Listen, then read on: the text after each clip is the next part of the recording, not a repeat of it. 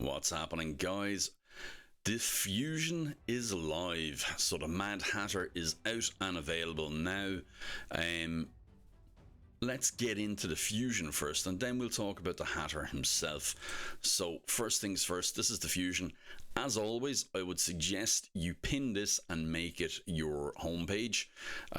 There's my previous homepage, you can see, was Lady Noel, so I could just click home, open a new tab, click home, and it would bring this up, or when I load it up, it brought up this page.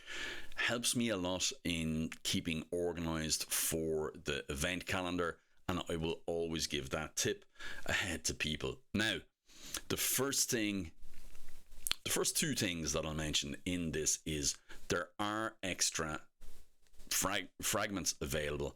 We need 400. There are 450 available. So if we look over here in the corner, I'll get myself out of the way if I can. Here we go.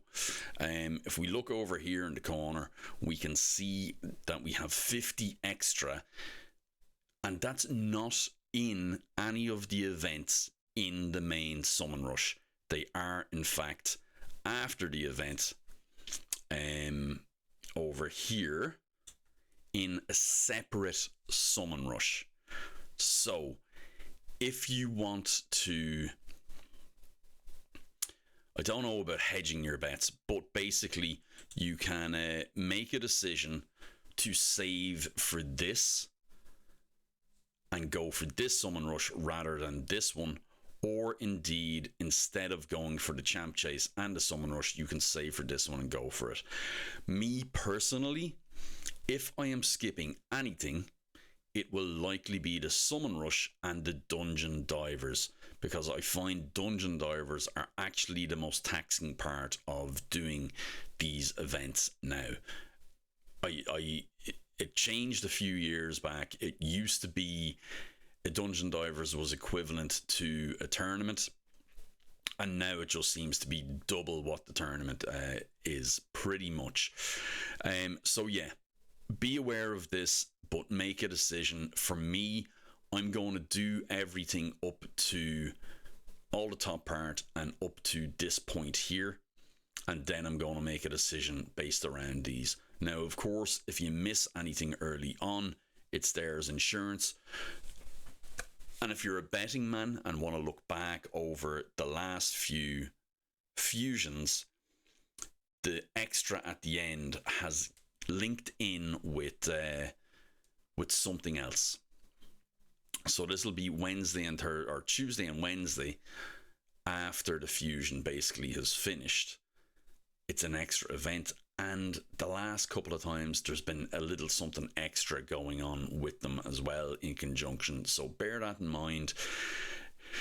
It's a hedge your bets kind of thing, and it's whatever is best for your mentality is what you should go for, okay? I much prefer if the extra stuff is front loaded rather than end loaded, because I like to have the security up front. Now, for the fusion itself, basically, I would say don't do any Fire Knight today. Do whatever artifact enhancement and champ training you can without using energy, and then tomorrow get stuck into your Fire Knight linked in with your Dungeon Diver event 1. We want to double up as much as we can, finish off Fire Knight, and then if we haven't finished the Dungeon Divers, finish it off with Spider on Saturday, and that's it. Double up every time you can with the tournaments and the Dungeon Divers. Again, don't finish Spider then. Leave it open, build up some more energy, and finish off Spider with Dungeon Divers on Monday. In between all of that, you will have your Classic Arena, straightforward, your Champ Chase, straightforward.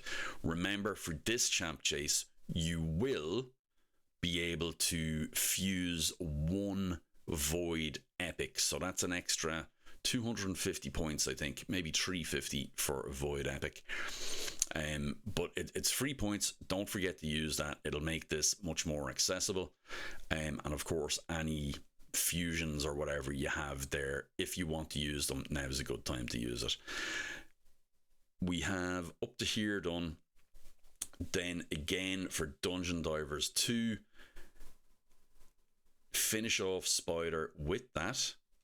Use the funds from Spider to finish off the Artifact Enhancement event, and then finish off Dungeon Divers 2 with Ice Golem on the Wednesday. Don't finish off Ice Golem, leave Ice Golem until Friday and finish it off with Dungeon Divers 3 if you are doing that, and then finish off Dungeon Divers 3 with Dragon on Saturday. That's the best way to utilize your flow, and you're going to be using the resources from selling all your stuff in the artifact events throughout as well. So you want to maximize everything you can do and double up where you can. And that's the event. It's pretty straightforward. None of these there's no tricks or anything here. Starting off with Fire Knight is a bit of a pain, and Champ Chase early on. I would like if there was extra fragments somewhere up here, but it is what it is. The only thing to be aware of is that we have the extra 50, but maybe don't rely on them. Or if you're a gambling person, you can hold off on these and go for that. But see what's accessible to you throughout the entire event, I think, is the best way to go.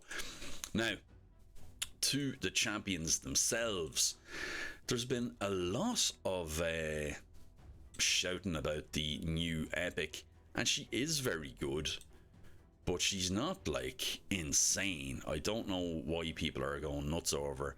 She has a 10% heal on her A1 on the ally with the lowest HP. She has increased defense and increased attack on all allies with a 3-turn cooldown, which is great. It is an epic and it's great. And she has a single target max turn, no, not max turn meter, 100% turn meter revive on a 4-turn cooldown with a 2-turn block damage on her A3. And if she revives somebody, she decreases the cooldown of one of her skills by 1 turn. So you could potentially get this on a 2-turn, or if you never use that, you could potentially get the revive on a 3-turn maybe. I don't know if it works on the revive itself. So yeah, she's a very good epic, but she's not super amazing. I would say if you aren't going for the Mad Hatter, pick her up. Definitely pick her up. I've come out of there and I meant to stay in there. Now, Mad Hatter on the flip side, a lot of people are saying skip. And I think we're in a bit of a bizarro world, because to me, he looks like a really good champion. And when I read his first skill, I went, oh, another Skeletor / Loki champion. And I was kind of like, I'm surprised they didn't make him the login champion. However, he has a 100% chance when booked of debuff spreading one random debuff from the target and placing it on all enemies under a hex debuff. Okay, 100% when booked. He brings his own hex and weaken on an AoE on a 3-turn cooldown, and this is combined with an ally attack that brings in the ally with the highest crit damage and also buffs all of their attack as well, per 10% per each debuff on the target. So I mean, you could have a buff up to 100% basically, doubling their damage on an ally attack. Then increases ally buffs and decreases ally debuffs and turn meter fills. So a baby cleanse and a baby buff extension nearly, and fills turn meter by 20%. That's a pretty respectable move as well. And then every 10 turns taken by allies, so they're kind of going into this turns taken thing recently.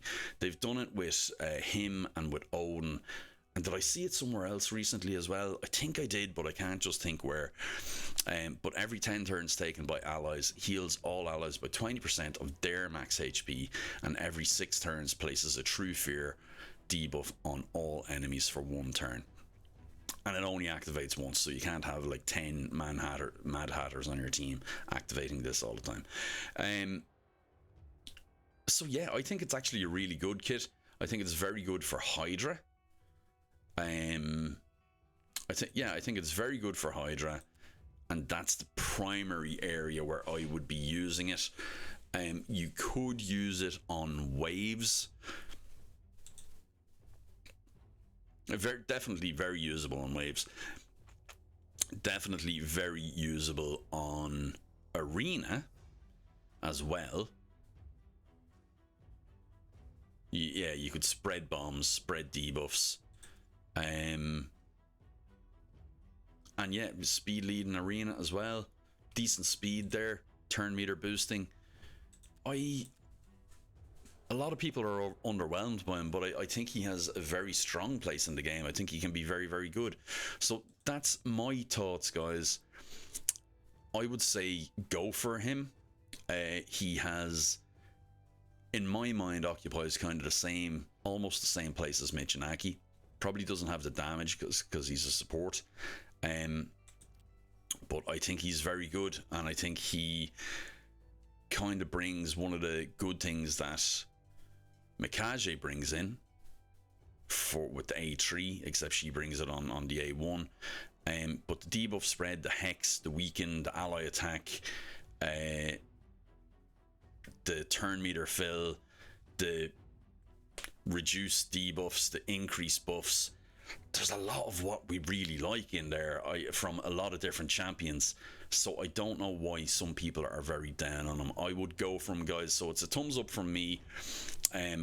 Just because of my own personal life, I'm not sure if I will go for him yet. I have to see. I'm quite busy over the next while, so I'll have to see if I will go for him. But I definitely think he has a strong place in the game. So let me know what you think, guys, and I'll see you in the next one. Take care. Bye bye.